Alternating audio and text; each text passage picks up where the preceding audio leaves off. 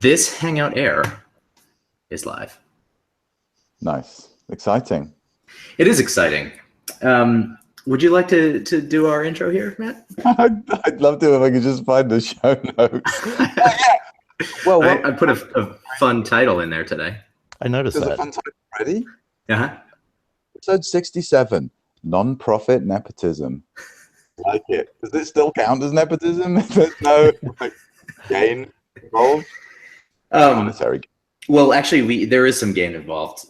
This week, we're attempting to woo a new type of audience by bringing on the handsome face of a very special guest who we'll get to in a minute. But before we do, Matt would like to share some news with you. Yeah. Oh, would I? Would I ever? Where to start? It's Christmas week, so it's Little Boxing Day. I go whatever the day after Boxing Day is called. And like I was just saying to Graham and Jack, I was just watching the Doctor Who Christmas special. Turned out to be a to be continued, or as my son Milo calls it, a coat hanger episode. So finished on a coat hanger, and we will have to wait until I don't know when, because we're just depending on iTunes for these things to come out. So, my goodness! After our fiasco here with iTunes, I refuse to support them. What do you mean? What fiasco? Are you kidding? The RSS thing? Oh, that's right. You just let your editors handle it. Yeah, I thought our people just took care of that. It works now, right? They do. That's what yes, it does work now. So our people sorted it. So yay them. Well done you. Well done you. Yeah, I'm sorry. I'm delinquent. What can I say? Well, I'll tell you about our one news bullet point, which is so I wrote this a week ago, and I'm reading it, and it's a very strange wording. I said, drop a surprise bomb on your sweetie with a lovely post-holiday just because gift of nerdism. Because as you'll recall, last show we announced Matt re-announced his geoscience gift list, and I announced my data science gift list. The links are in the show notes. Check them out.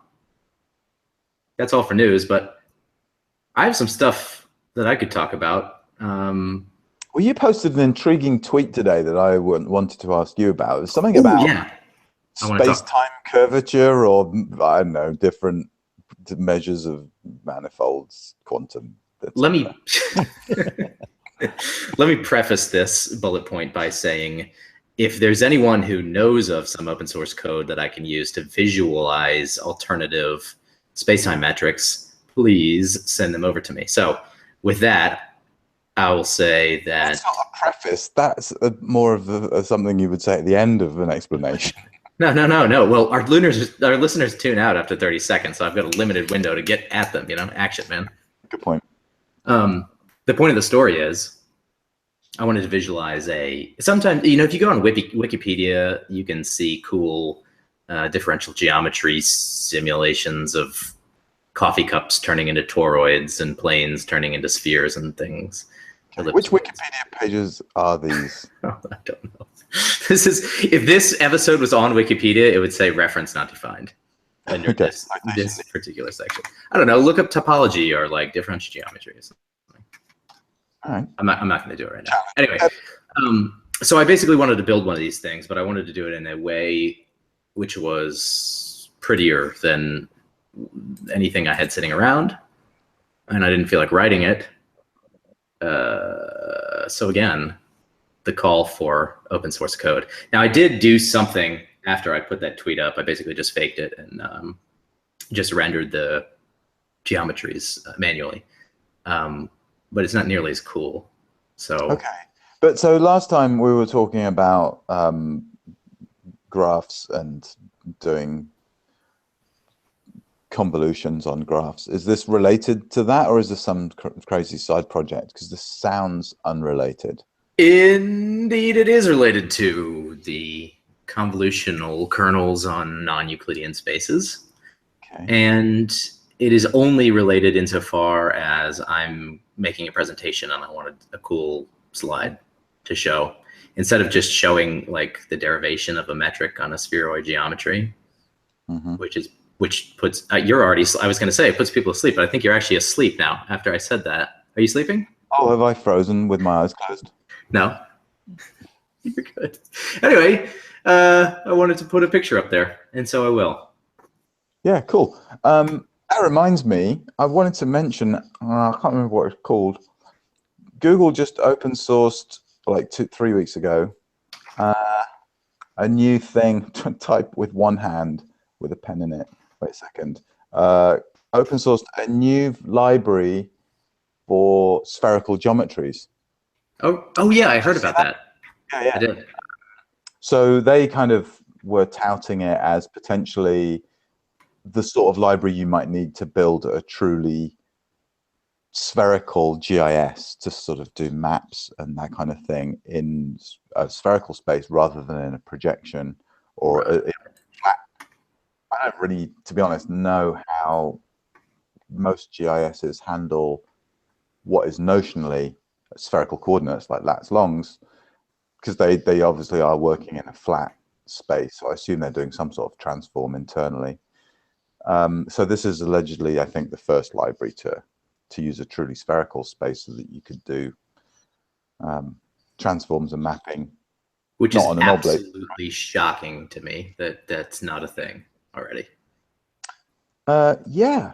Well, I immediately thought, as a friend of mine does a lot of plate tectonic reconstructions, and doing that with the GDAL libraries, which I guess are in this quote unquote old paradigm of not truly spherical coordinate spaces. I don't really know, but that was what they made the announcement sound like. So anyway, I thought it was worth mentioning because people out there might be looking around for ways to do these sort of transformations. There is a Python interface for it as well. I believe it's the core library is in C, but there are Python bindings for most of it apparently. This is sort of surprising to me because sailors have been working in spherical space for hundreds of years for doing their navigation. Yeah, right. I mean, I guess there's lots of approximations that sailors make. I don't know. Well, indeed, many people have been working in spherical and other coordinate systems for hundreds of years. When was the first non-Euclidean geometry used? I don't know. It must have been in the 1700s. That's another undefined reference for you. Hey, like they still fundamentally with well, maybe they were plotting on a globe at some point, but they were still fundamentally drawing a map with linear spaces on the axes and then plotting their lats longs on there. Oh, I don't mean applications. I mean the purest of language. Okay. You know what that is, don't you? No. Oh, maths. Oh, I was going to say the language of love. Ah, love. And then there's math too. Hey, look, we have a very special guest on the show today, as I mentioned, and I'm going to introduce him because he's my dad. Hey, Graham, how you doing? Good. Hey, this is Jack Ganzel. You've probably already heard of him if you are into computers and stuff. He is a embedded systems dude. He knows everything about computers since computers were the size of buildings. We put links in the show notes to his website or his consulting company, some of his publications, and the course that he teaches professionally one-on-one with companies. So, Jack, Dad, welcome to the show. Oh, thanks, guys. I appreciate it. I'm looking forward to the next hour. So, how does it feel to be the first family member guest on Undersampled Radio? Well, I don't think I could ever live up to some of your other guests, like Ethan Rosenthal. I mean, come on. And he's as close to family as anyone would be. That is true. He's been on the show a couple of times, and we've had a good time with him. So give us the brief history of the Ganzel empire. How did you get into computers in the first place? Well, I was a classic nerd as a kid, and very, very interested in electronics, and had a little lab in the basement where I ran all my experiments. And I knew I wanted to be an engineer, so I went to the University of Maryland, and while I was there, I was working as an electronics technician during the Apollo program, and we were working on an Apollo ground support equipment. But then the microprocessor happened, and where I was working, nobody knew anything about computers, but we knew that we needed to put microprocessors in our products. And I knew computers, so they promoted me to be an engineer. And it's been 45 shocking years since then. And I'm still fascinated with it. It's a great field. It changes constantly. It's really incredible. So what's your specialty? What's your favorite thing over all those years that you've worked on, that you continue to work on? Oh, well, there's been so many interesting projects. There was one project where we used near infrared light to analyze cow poop, which is always a serious problem. The farmers wanted to know how much protein was in the cow poop to see if they could feed it back to the cows and save on feed. God, I hope the answer was no. We did drop a gallon bottle of ether on the floor, and my memory after that of the project is very vague.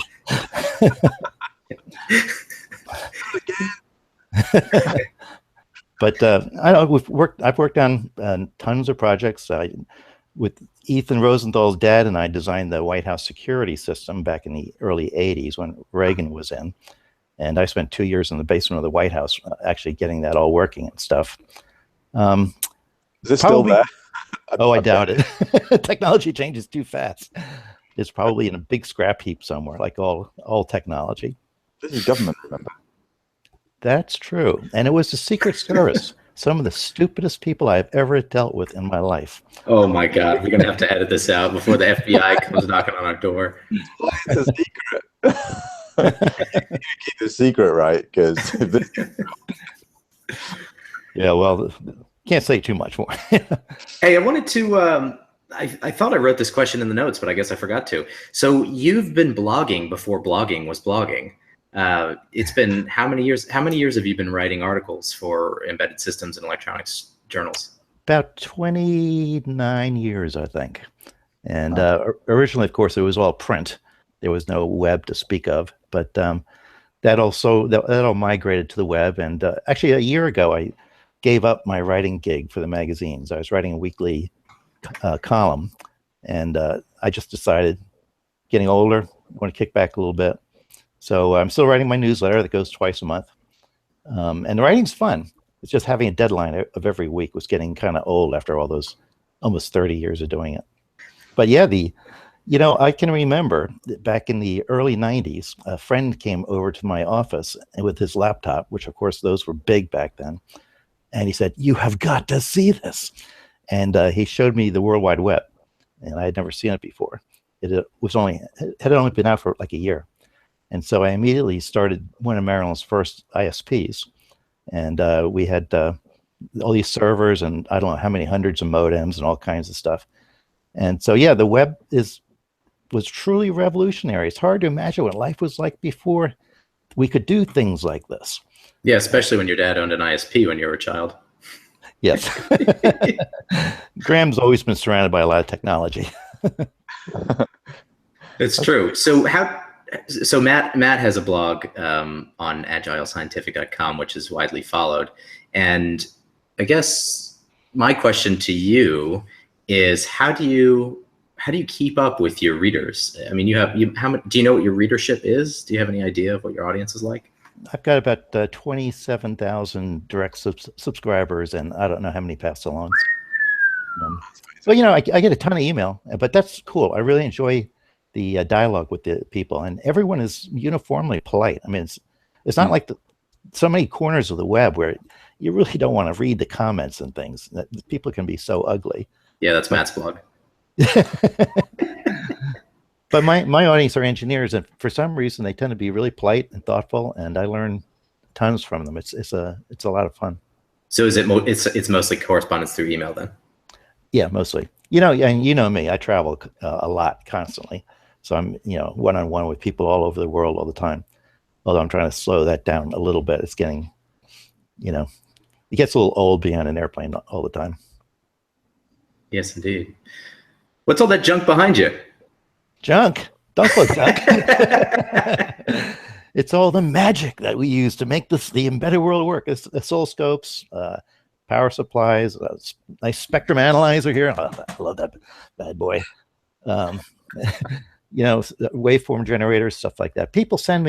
Manufacturers send me their test equipment for me to review and look at and comment on.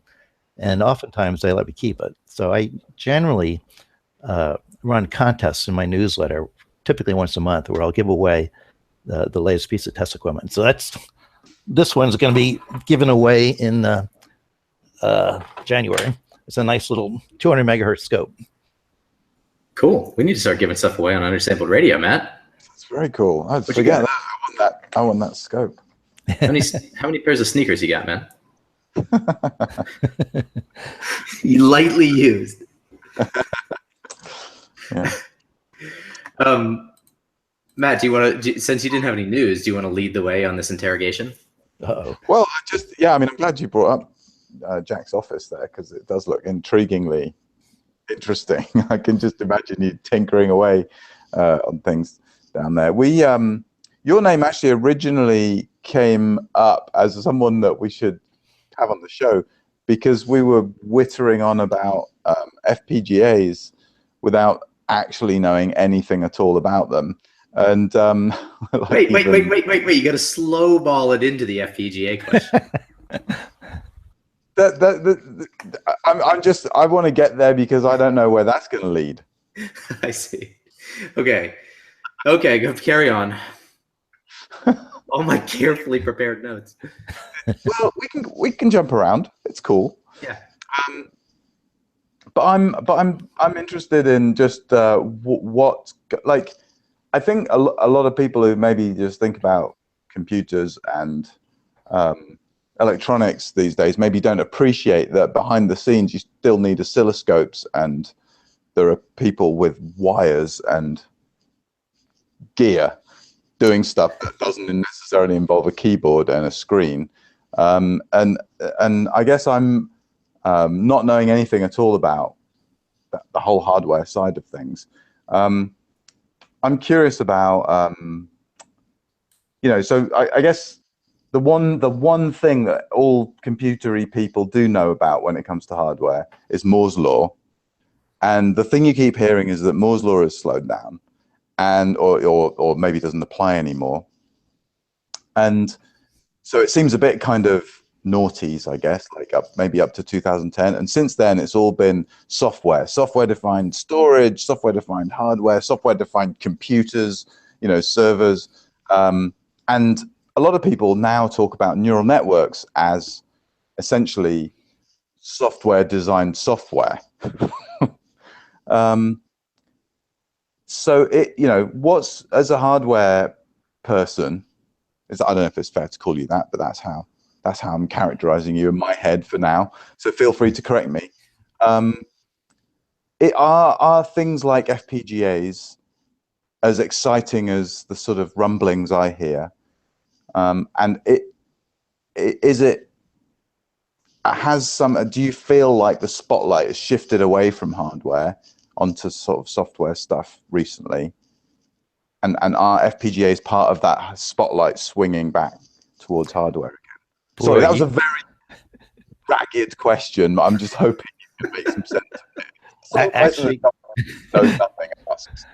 Actually, Matt, it's a great question, and you've actually opened up a whole ocean of stuff that we could talk about there. I mean, start off, yeah, I'm a hardware person, but I'm also a software person. I do both, and that's what the embedded industry is. That's sort of the intersection of hardware and software. When you talk about maybe software being thought of as being slightly deprecated, and I have a glass of wine too, so you're going to imbibe. The software can't run without the hardware. The hardware is hugely important, and it's continuing to evolve. I mean, it is an exciting field to be in today. You mentioned Moore's law and Moore's law ending. Well, Moore's law hasn't really ended yet. Moore's law is kind of a funny thing. People think of it as a law, but it's really two things. It's sort of an observation that the number of transistors you can put on a chip double every 2 years. But it's also an aspiration. The people who actually designed these microprocessors, there's a Semiconductor Trade Association, and they set goals for where they want to be for typically out 10 to 12 years at a time. And the goal is every 2 years to shrink the size of a transistor by a factor of 0.7. Because since an IC is a 2D array, 0.7 times 0.7 is roughly 0.5, which means you can double the number of transistors on that integrated circuit. Today, we're at, depending upon how you count, somewhere around 14 nanometers. And what that means is the smallest feature size, which is a portion of a transistor, is 14 nanometers long. And if you think about this, a silicon atom is a 1/4 nanometer in diameter. Yeah. I mean, we're getting down there. We're going to be at probably next year, maybe the year after, 10 nanometers. And that's going to be okay. Okay, it's going to work fine. The next step is 7 nanometers. People are starting to panic about that. But there are some things they may be able to use. You know, when you build an IC, you use a photographic process. It's sort of like developing a negative. You project light through a mask that goes onto a photoresist that's on the silicon chip itself. And the light that they use today is ultraviolet. It's 193 nanometer wavelength. So that's far, far away past the violet. You can't see it. And if you think about it, you're building 14 nanometer features with 193 nanometer light. That is just remarkable. And they have to use interference, multiple patterning, all kinds of things in order to do that. But that's going to run out of steam, probably around 7 nanometers. And so we're going to switch to X-rays. And the X-rays will be at 13.7 nanometers. Very, very high energy. And the problem is that much energy eats up everything. I mean, you can't cook the chip. Yeah, you can't project it through a lens because the lens absorbs it. So you have to use first surface mirrors, but it burns up the first surface mirrors. And on top of that, we don't know how to make X-rays at that wavelength with enough power to economically produce chips. But a lot's happening, and I have no doubt that these problems will get resolved. So that's pretty cool. That's exciting stuff.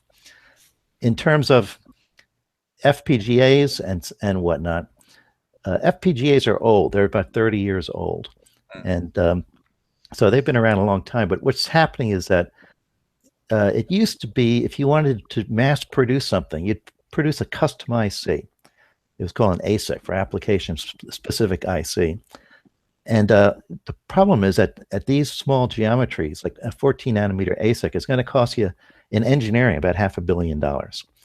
And how many markets are big enough to absorb that? You know, cell phones, yeah. So, you know, Apple produces their A series processors. They're all custom made, but they're making zillions of parts. So FPGAs, to kind of bleed into that, an FPGA is sort of like a software hardware.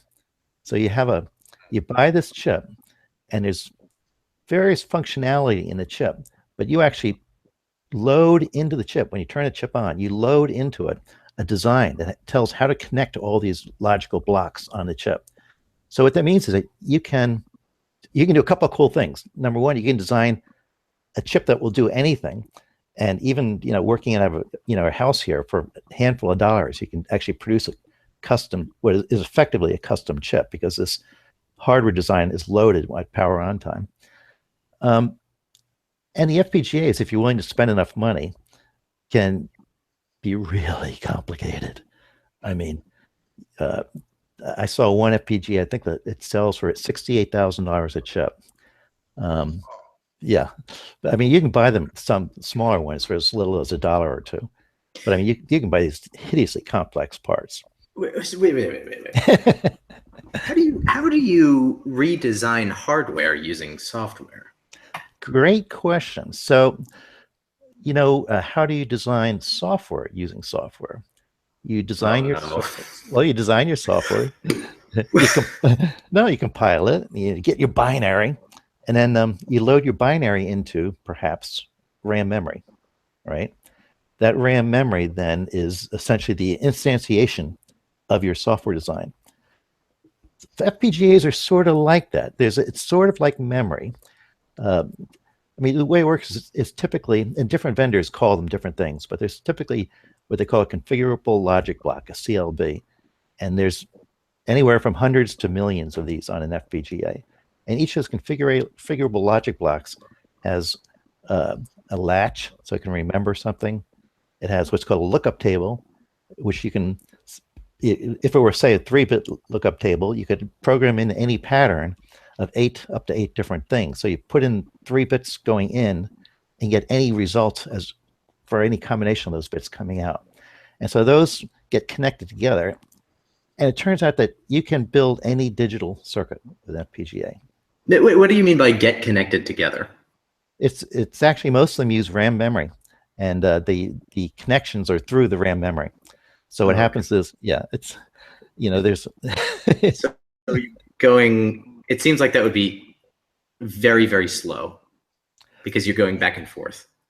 It's what's happening is it's relatively slow to load the program on power up, but an FPGA just screams, because the way,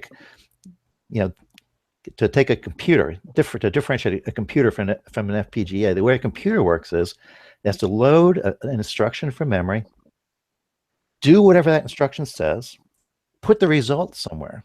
And those are all very slow processes. And these instructions are typically really stupid. There'd be things like load this memory location into this register. I mean, really stupid stuff.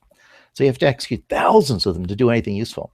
FPGA, once the program's loaded, it just happens almost instantly. I mean, literally nanoseconds is all it takes to do something very complex. So give you an example application. I've got a buddy in California who builds systems for a radio astronomy place, and he uses hundreds of the latest generation FPGAs because they're sucking in terabytes per second of data.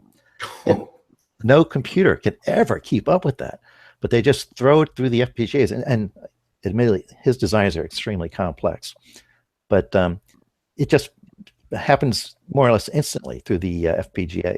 So you can do computation really fast. Now, one interesting thing you could put on an FPGA, you could program an FPGA, or more interestingly, a portion of an FPGA to be a processor, right? So you can, with them, because you can do any logic function that you can do in digital logic can be on an FPGA. So you can actually instantiate a microprocessor into the FPGA, and then you have all this really fast logic left over that you can do cool things with to speed up things that tend to be very slow with computers. Or on some FPGAs, actually quite a few today, they have what's called unfortunately, it's called a hard core. Don't Google it, trust me. You're not going to get the results you expect. But what it is a microprocessor built like a normal microprocessor is as part of the FPGA, and it's a more efficient way of doing it than using FPGA logic blocks to do it. So now you get to combine all kinds of interesting things. And one thing people are doing a lot of, matter of fact, I've got some stuff around here that does that. One thing that you can do is reconfigure the FPGA in real time. So the hardware design can change in real time. It's pretty wild when you think about it. So the hardware design could be sort of adaptive or even change with an algorithm as it needs to. You could sort of repurpose different parts of the chip as needed. Yes, what would have to happen is the FPGA isn't smart enough to reconfigure itself. So the FPGA is part of a logic board, and there's another computer that loads the binary codes, the design into it. Now, I'll give you an example. I have a bunch of logic analyzers here, and what they are they're sort of like oscilloscopes for digital logic. They don't show you anything about the shape of the waveform, but they'll tell you if it's a 1 or a 0. And they're very wide, so you might have 64 inputs coming in all the time. And you can display that on your PC and acquire all this data. One of the things you want to do with a logic analyzer and with an oscilloscope is what's called trigger. So when a certain pattern comes in, it suddenly starts acquiring data like crazy. The way a lot of these work today is an FPGA is used to hold that pattern.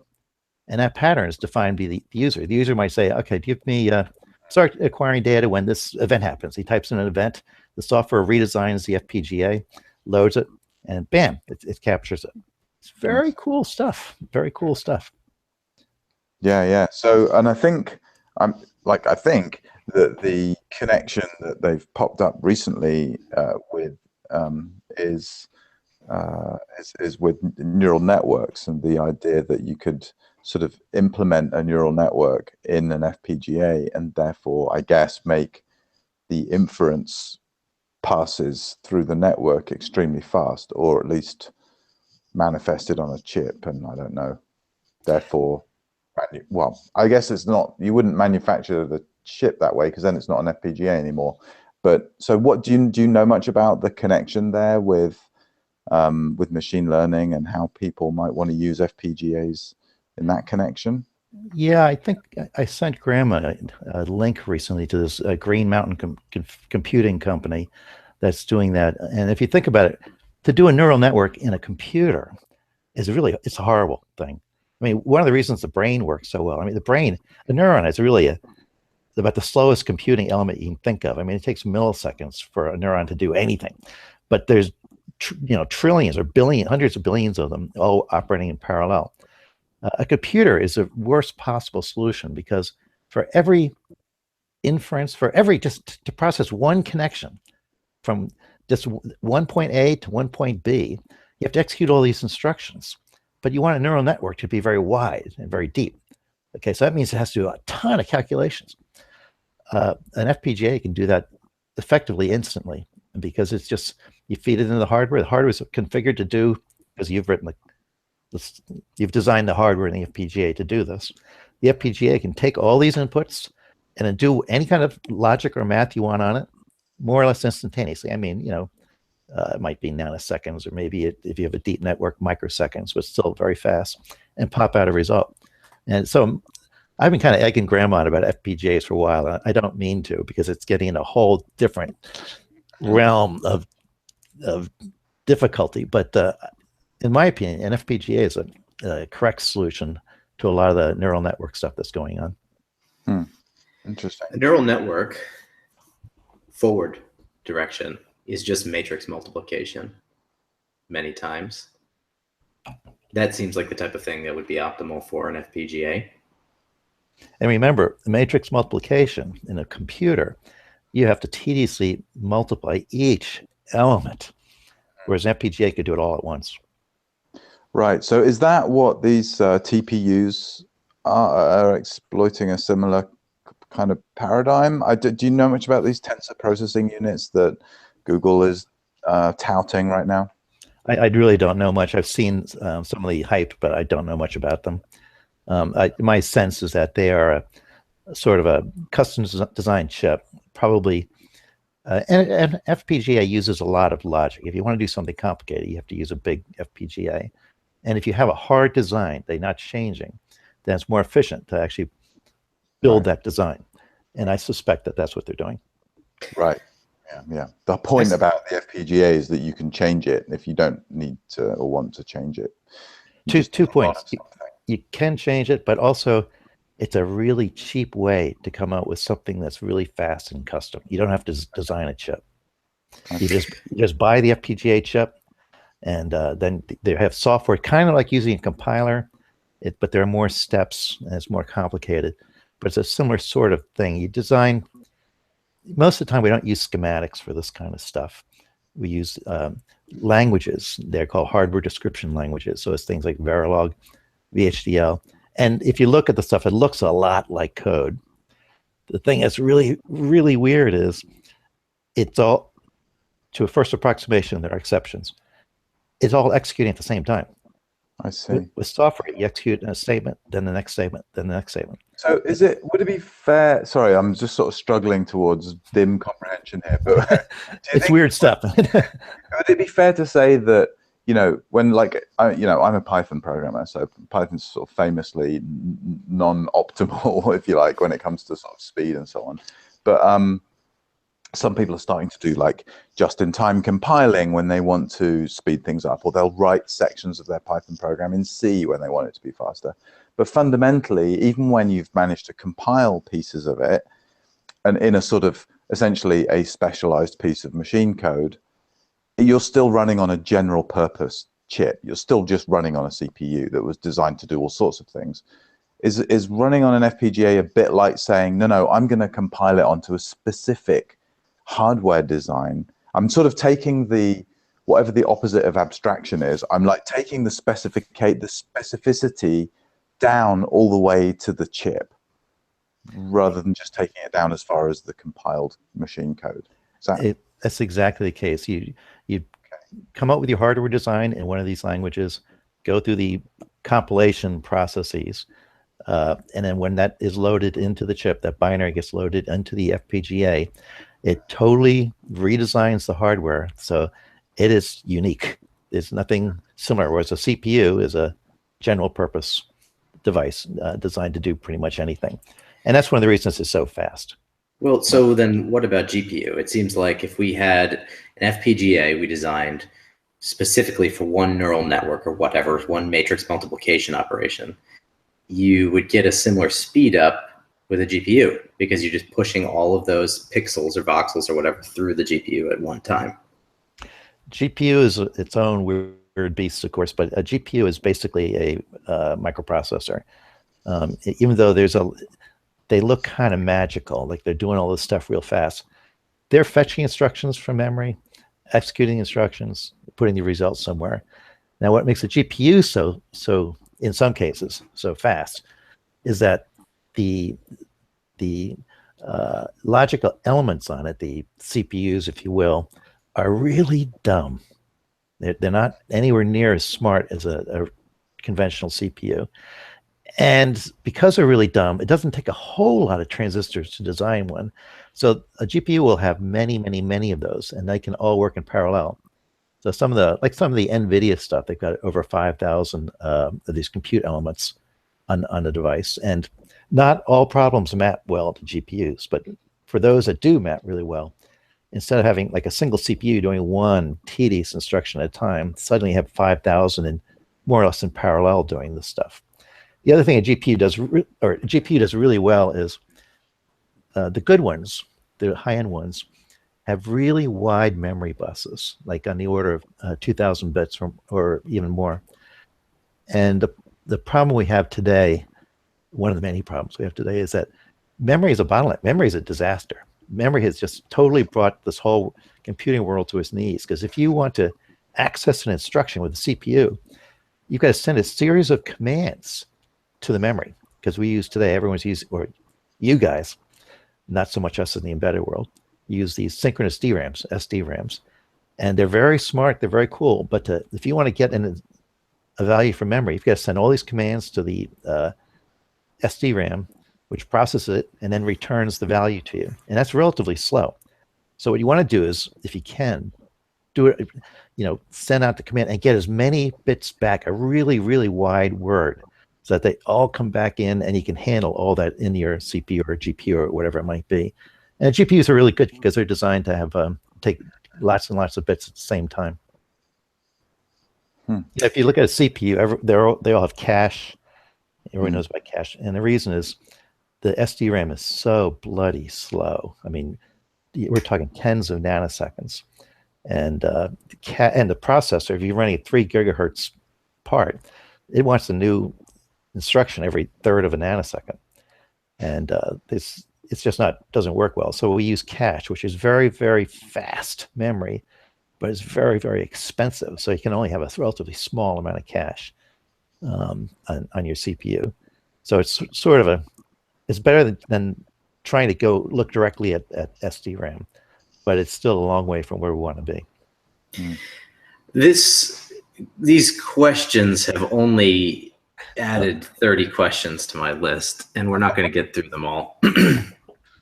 But I want to highlight my own ignorance, and by moving back into the very, very basics, which I guess the one question I'm thinking of now is, what is the difference between memory and an FPGA? And before you answer, I'll tell you why I'm asking the question, because it seems like memory is a location configurable system. Could you not use it to combine pieces of information by sitting them next to each other in some way? That's actually a really good question. Memory is vaguely like it, because another way of thinking of memory is you can put something in the address of the location you want. All right, that's the input to the memory, and what comes out is the data that happens to be at that address. So you could program, you don't have to use memory to hold instructions. You could have program just patterns. So when this pattern comes in, this pattern comes out. The problem is with memory, you can only do that once, and then you have to reinitiate that whole cycle. With an FPGA, you can do all in parallel. Well, what happens with memory is you put in one address, you get the data out, the pattern out. Then you do something with that. You put another address in, you get another pattern out. Each of these cycles can take tens of nanoseconds. With an FPGA, it's sort of like memory. You can put patterns in, but then before returning anything, it does some computations on it, something complicated, and then puts the result to another part of the FPGA, which can do the same thing, all in on the order of 1 or 2 clock cycles. I mean, we're talking, fractions, nanoseconds. Okay. I can dig that answer. So that makes it almost sound a bit like MapReduce. I mean, you're sort of shipping something off. You're shipping you could. No, hang on. Where's the data? What do you mean in the FPGA? Yeah. It almost feels like you could distribute something across many of those, or inside even one FPGA. Yeah. Those are true statements, and the data is the input to the FPGA. So you're going to provide some inputs to the neural network, to the FPGA, and then all this magic's going to happen in the hardware, and a result will be produced of one sort or another. And I don't want to make it sound too easy, because a big neural network might require a bunch of FPGAs. When you talk about MapReduce, that's a little bit different, because MapReduce has to go out and suck in the entire web basically and build these relationships, and it's a very sort of a linear process. And I think I've read that Google has been using FPGAs to accelerate parts of that, but I don't know enough about MapReduce to really say a whole lot intelligent. So let's step back into the world of processing for a second and talk about how this would be applied. I was too distracted by your interesting answers to look this up while we were talking. I was going to see how much it costs. You can rent FPGA instances now on at least AWS. I think you can get Google Cloud Engine instances as well. So it's very easy to do this. If it's very easy to get access to these systems. So here's another sort of my conceptual understanding coming up to speed questions. So in a GPU, I think about layers in a network, or more fundamentally, one tensor worth of information in a GPU going through a matrix multiplication at one time. So let's say you have 5,000 cores. You're interested in, let's say, like in a dot product multiplication, you're interested in adding 2 matrices or arrays. If you have 2,000 elements in the array, theoretically, you could be using 2,000 of the cores to add those arrays together. So in the FPGA, it sounds like you can design the hardware to do that optimally. So how big, I guess, is an FPGA? Can you do 2,000 elements worth of stuff at one time? How deep is your pocket? You can get FPGAs with millions of these configurable logic blocks on them, and with millions, you can do a ton of calculations. Or for a buck or two, you can get one with hundreds, which isn't going to help you much with neural networks. So one logic block can do one element plus one element? Well, one logic block can do a lookup, and that could be, depends on the vendor, how many bits that lookup table is going to be, but it's going to be at least 3, maybe as many as 7. And it can also latch the results, so it can store whatever happened. Oh no. Just when I thought I had the memory thing sorted out. Wait. Yeah, this is tough. Okay. Think about it a different way. What's a computer comprised of? Very simple logic gates, AND gates, OR gates, things like that. And what we call latches, something that can store a bit. RAM is basically a bunch of latches, a whole bunch of latches. Turns out you can build a completely functioning computer that will do anything using nothing more than a NOR gate, an OR gate that's inverted. With a NOR gate, you can build multipliers, you can build latches, you can build all kinds of stuff. But the computer is built out of these very simple elements, just gobs and gobs of them tied together. And the FPGA is sort of similar. The CLBs are relatively simple, but you've got an ocean full of them, so you can do a whole pile of stuff.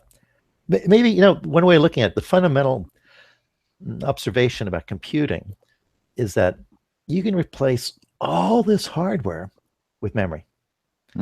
We could go out today, not today, it would take a billion years, but we could design in hardware Microsoft Excel. It'd be the size of the Empire State Building, probably, just with hardware, with no program at all. But the observation is that you can replace hardware with memory. It's really what defines computing. So it's just a matter of using memory to store instructions and data, and slowly, computers are, for all their wonderfulness, they are intrinsically kind of slow. You can actually use that data and those instructions to make something happen. This reminds me of, I don't know if you've seen any of the, I think we might have talked about them ages ago, Graham, on the show before, but the crazy videos of people building functioning computers in Minecraft. Yes. Using, there's some compound in there or material called red sand, I think, which is a property that you can exploit essentially to essentially build these, I think, are computers, or they can do calculations, but I think it's really just memory, and they are gigantic, massive buildings. Basically, I don't know anything about Minecraft, which is why it doesn't sound like I know what I'm talking about, which is completely true. But essentially, it's a bit like an Empire State Building full of this red sand stuff, and then you can go and operate some levers or whatever to, you know, add two numbers together. But yeah, that's very interesting. While you were talking about that, I was just looking at where FPGAs and things are in the cloud stuff, as Graham mentioned it, and it seems like a lot people are, many of the cloud companies have decided to try and exploit FPGAs rather than going through Google's route of actually building these or exploiting TPU-like things. Microsoft, for example, have this project Brainwave, where they're building a DNN, so a deep neural network processor that they're calling, or have shortened to DPU, a DNN processing unit, that's built or synthesized on these 14 nanometer Altera FPGAs. And Baidu are also using FPGAs for deep neural net compute hardware. So seems to be the way things are going for now. Yeah, we always follow the money. A year or two ago, Intel, the world's largest microprocessor vendor, bought Altera. Tells you what they're thinking. Interesting. Very interesting. Yeah, I mean, I don't know. I mean, I hope that even a top-notch guy like yourself finds it at least a little bit difficult to keep up with all this stuff. Like, how do you, like, what are your strategies for just like staying on top of what's happening in your space? Well, when I'm not traveling, every Monday morning, I spend Monday morning studying, keeping up with what is new, what's going on. And I have a whole bunch of websites I visit, and I'm fortunate. People send me stuff. I get all the books for review. Okay. And I think part of it is you have to be passionate about the subject. I mean, if you really think it's cool, and if you want to work at it, then, you know, you can keep up. I mean, not with everything. I mean, you guys are doing what we used to call big iron with these, you know, thousands of Amazon instances and things. I know virtually nothing about that. I've had to narrow my focus to the world of embedded systems, which is fine because that's what I'm interested in. Right. But yeah, we were designing with FPGAs in the, I think the first project I did was around 1990. So they've been around for a while. Interesting. So, well, I mean, that's a feature though, not a bug, right? I mean, yeah, it absolutely is. It's actually quite a mature technology. it's mature, but it changes so rapidly and it improves so quickly. Um, I'm an old guy. I'm old enough to retire, and I decided to put it off probably till I'm 70 because it's just too interesting. I'm not ready to hang up the towel. So I've just found the F1 instances on AWS are the cheap. There's a cheap one and a pricey one. The cheap one is $1.65 per hour. For what? I'm about to say something, and this is another reference undefined. It says 8 CPUs, 122 gigs of RAM. I don't understand what that means.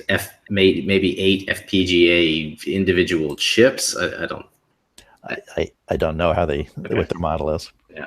All right, and so then the bigger one, which is $13.20 per hour, is 64 quote unquote CPUs. Do they give a family name of the FPGA? They say anything like Xilinx or Vertex or description, which I'm opening back up now, and it says Xilinx UltraScale Plus. Oh yeah, those are big. Those are decent FPGAs. Okay, so we are going to pretend that 8 CPU description, which is again $1.65 per hour, gives you 8 of those Xilinx chips to play with. Okay, so how we're totally running out of time, but how do I tomorrow not write, or how do I design it? World on FPGAs. How do I program or whatever an FPGA? This is why I said earlier that even though I've been egging you on, I'm really not seriously trying to get you into it. It's you. I don't know what Amazon is using, but for Xilinx work, they have a tool called Vivado, and there's a free version for students and non-commercial stuff. And Vivado basically is a tool suite. So you have to learn Verilog, the language Verilog, which is the hardware description language. You come up with your design in Verilog, you compile it with Vivado, then you have to do what's called synthesis, which converts basically your compiled design into logic gates. That's part of Vivado. Then you have to do what's called place and route, which actually converts that down to binaries. And then you would upload that to the AWS. Let's get Jack on in a year, Graham. I can't even keep up with taking notes on what he's saying fast enough, let alone learn all this stuff.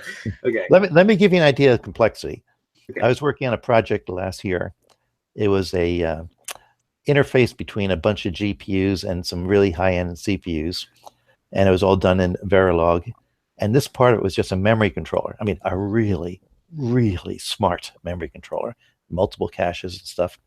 It was about 10 million lines of Verilog. Jesus. That's the problem. Okay, so assuming the time cost of money and assuming that my time is worth not 0, is it even worth my time to build a neural network on a FPGA? Well, I guess the question I would ask is, can you find a open source something or a partner with somebody? Or, I mean, this is a classic case. I mean, you're a good businessman, where hiring people is going to be a whole lot more efficient. Hey Matt, what's Diego doing these days?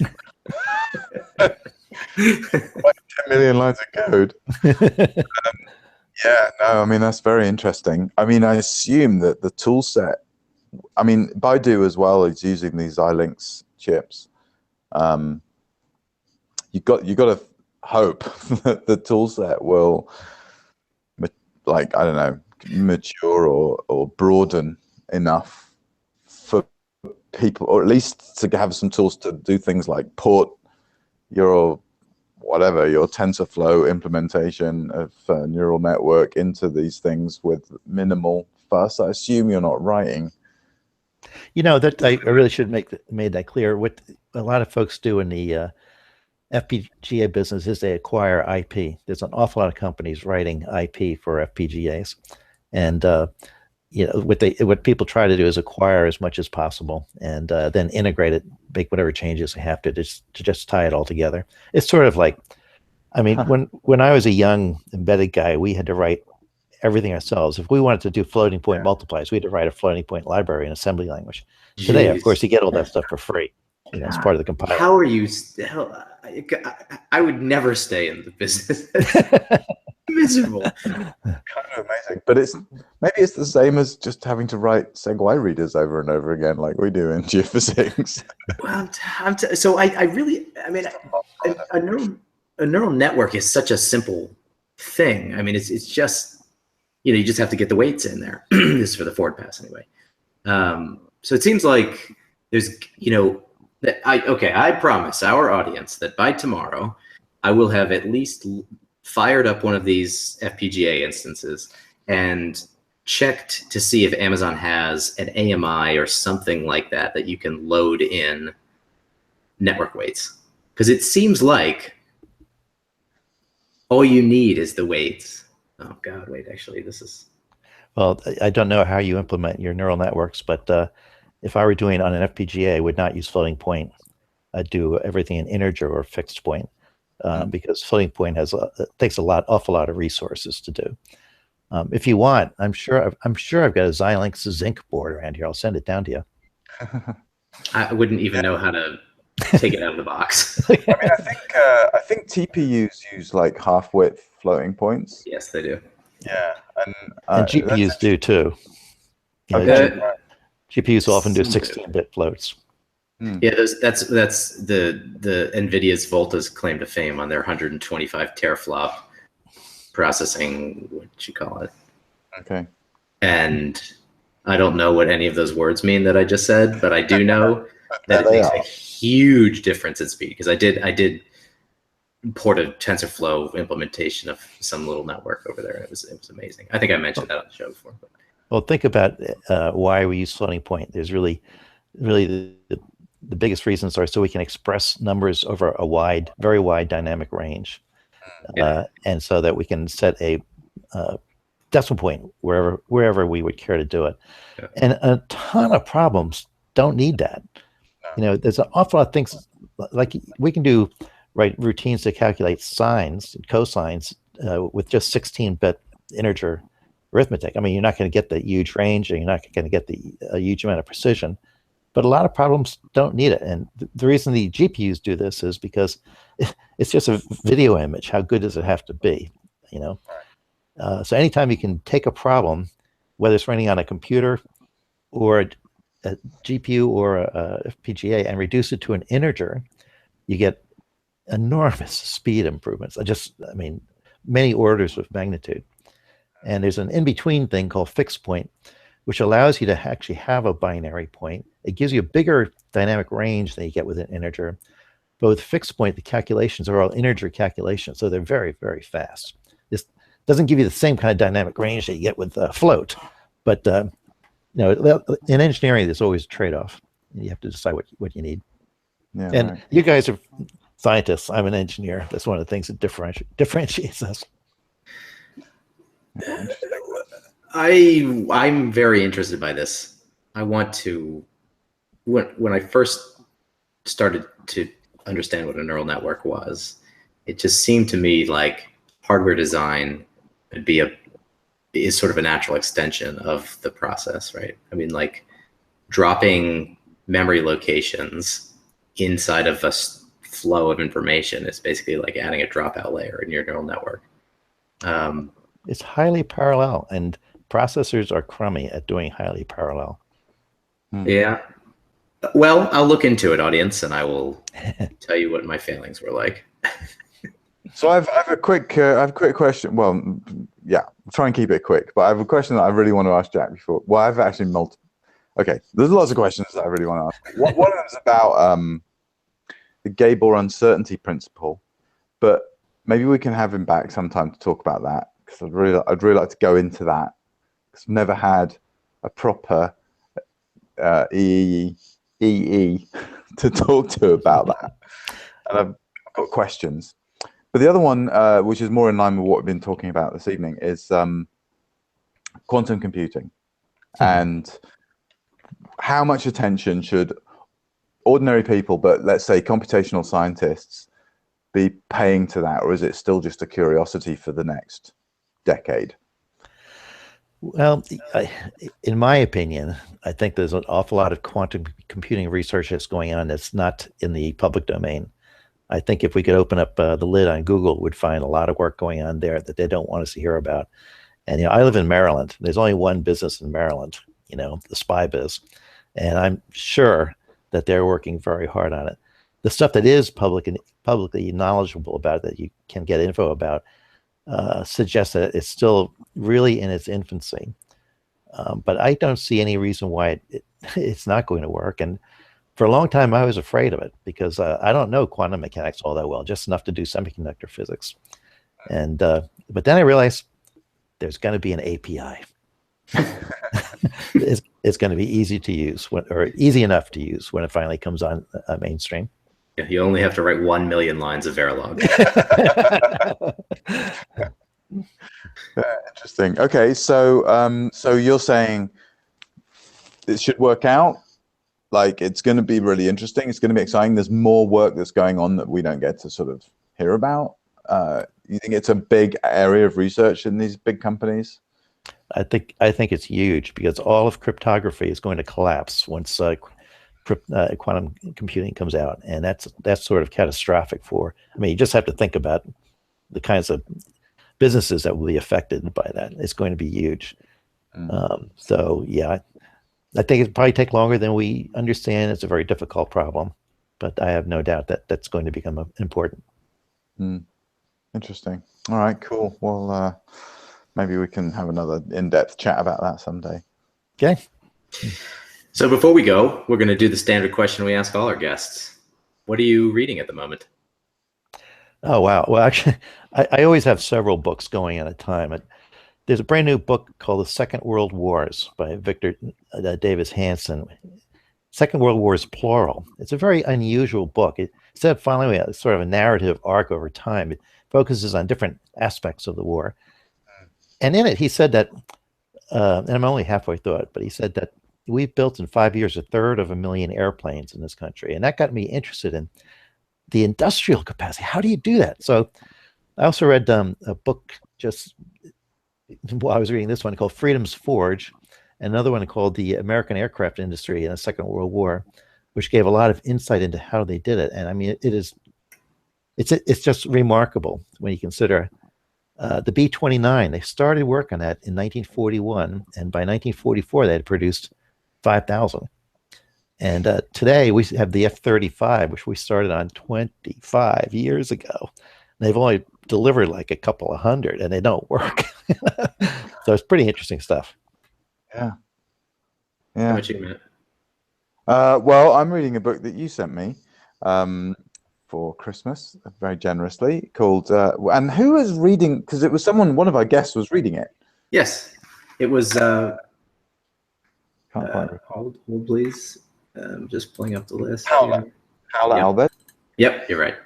Yeah. Okay. So it's called Algorithms Illuminated. I was just looking up the author because I couldn't remember his name. It's kind of a cool name.